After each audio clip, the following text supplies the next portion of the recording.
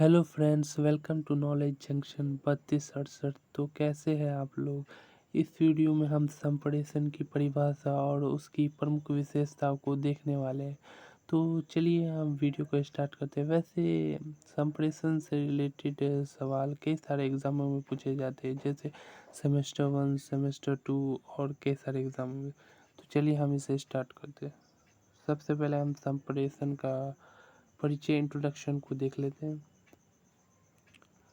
संप्रेषण शब्द की उत्पत्ति लैटिन भाषा के कम्युनिकेयर शब्द से, जो संप्रेषण शब्द है ना, वो लैटिन भाषा कम्युनिकेयर शब्द से इसकी उत्पत्ति हुई है, जिसका अर्थ होता है अपने विचार, विचारधारा, दृष्टिकोण, ज्ञान को एक दूसरे से साझा करने से। तो संप्रेषण का मतलब यह होता है कि जब भी हम अपने विचार, अभिव्यक्ति, सोच, योजना को एक दूसरे के साथ साझा करते हैं तो उसे ही हम क्या कहते हैं, संप्रेषण कहते हैं।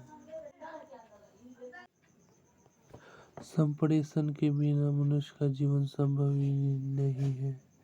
तो वर्तमान में देख सकते बड़ी बड़ी कंपनियां उन्हें ही अपने कंपनी में स्थान देती है, जिनकी कम्युनिकेशन संप्रेषण प्रक्रिया क्या होती है, कुशल होती है। अतः हम साधारण शब्दों में कह सकते हैं कि संप्रेषण में एक व्यक्ति दूसरे व्यक्ति के साथ अपने विचारधारा, दृष्टिकोण, ज्ञान, सोच, योजनाओं को साझा करते हैं, तो उसे ही हम क्या कहते हैं, संप्रेषण कहते हैं। संप्रेषण को इंग्लिश में कम्युनिकेशन कहते हैं। अब चलिए हम कम्युनिकेशन संप्रेषण की परिभाषा को देख लेते हैं। संप्रेषण की परिभाषा, संप्रेषण की जो परिभाषा है विभिन्न विद्वानों के अनुसार क्या है, निम्नलिखित इस प्रकार है। तो चलिए हम देख लेते हैं। सबसे पहले ए कुमार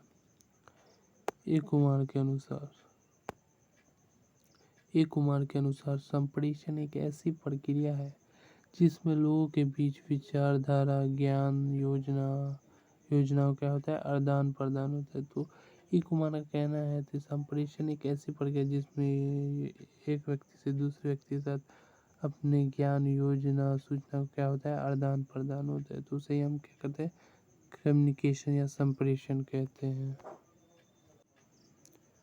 अब हम आगे देख लेते हैं। सेनबॉम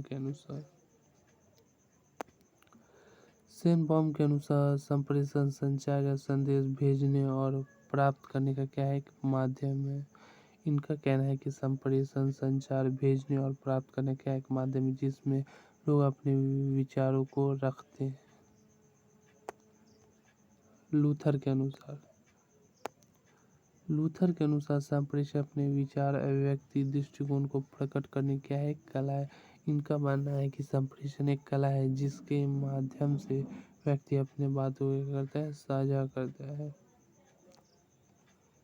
कीथ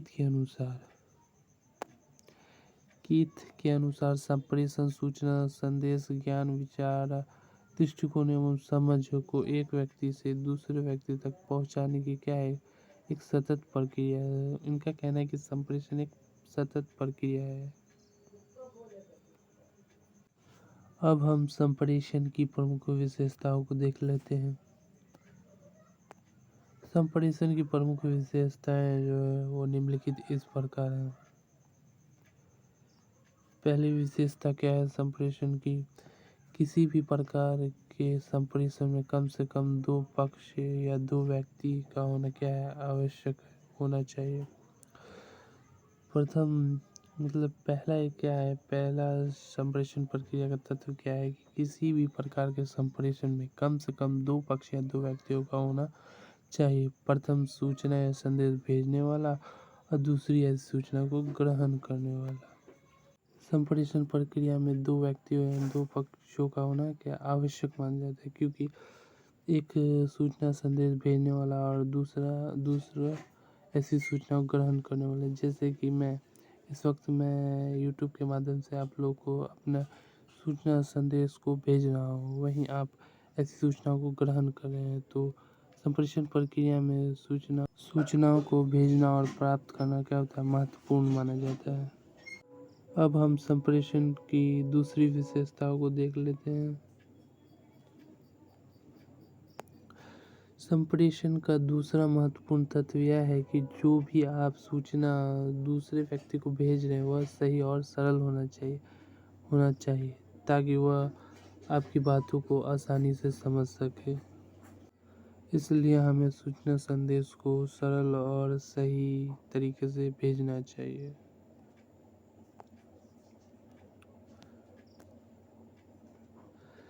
बिना संप्रेषण के वर्तमान युग में रहना असंभव है, अतः यह एक निरंतर चलने वाली प्रक्रिया है। संप्रेषण जो एक निरंतर चलने वाली प्रक्रिया है। ग्राहक कर्मचारी सरकार से जुड़े व्यक्ति संवाद बनाए रखना जरूरी मानते हैं। आज के युग में संप्रेषण का काफ़ी महत्व है। एक कुशल संप्रेषणी व्यक्ति की पहचान है। संप्रेषण के कई सशक्त माध्यम आज उपलब्ध हैं, जैसे पत्रकार, वीडियो कॉन्फ्रेंसर, टीवी एंकर। ये सब क्या है, संप्रेषण प्रक्रिया के एक महत्वपूर्ण प्रभावी सशक्त माध्यम है। तो चलिए अब हम संप्रेषण का महत्व को देख लेते हैं। संप्रेषण के प्रमुख महत्व निम्नलिखित इस प्रकार है। पहला महत्व क्या है? संप्रेषण एक ऐसी प्रक्रिया है जिसमें कोई व्यापारी या व्यक्ति अपने श्रमिकों से मधुर संबंध स्थापित करके ज्यादा से ज्यादा का काम निकलवा सकता है।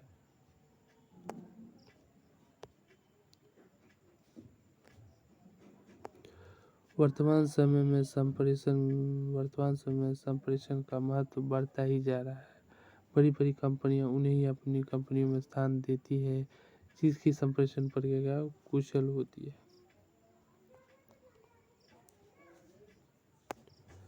संप्रेषण के माध्यम से ही एक देश दूसरे देश के साथ सामंजस्य स्थापित कर सकते। तो देख सकते हैं कि भारत, रूस, अमेरिका के साथ संप्रेषण ही वह प्रक्रिया जिसके माध्यम से हम क्या करते हैं, एक देश दूसरे देश के साथ संबंध स्थापित करता है। जैसे कि भारत ने अमेरिका या रूस के साथ संप्रेषण के माध्यम से अपने संबंधों को मजबूत किया है। अब हम आगे देखते हैं। संप्रेषण केवल सुनने या बोलने की योग्यता ही नहीं है, अभी तो अपने आप को व्यक्त करने और दूसरे को समझने की भी क्या है, एक कला है। इस संप्रेषण प्रक्रिया क्या है, एक सुनने या बोलने की ही प्रक्रिया नहीं है, बल्कि अपने आप को व्यक्त करने की क्या है, व्यक्त करने की भी प्रक्रिया है।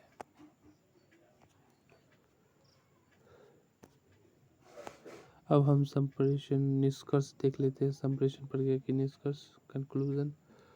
उपरोक्त पंक्तियों को पढ़ने के पश्चात यह स्पष्ट होता है कि संचार या संप्रेषण के माध्यम से एक व्यक्ति दूसरे व्यक्ति के साथ अपने विचार, अपने दृष्टिकोण, अपने ज्ञान को साझा करता है। अतः हम कह सकते हैं कि इस प्रक्रिया के आदान प्रदान को संप्रेषण कहते हैं।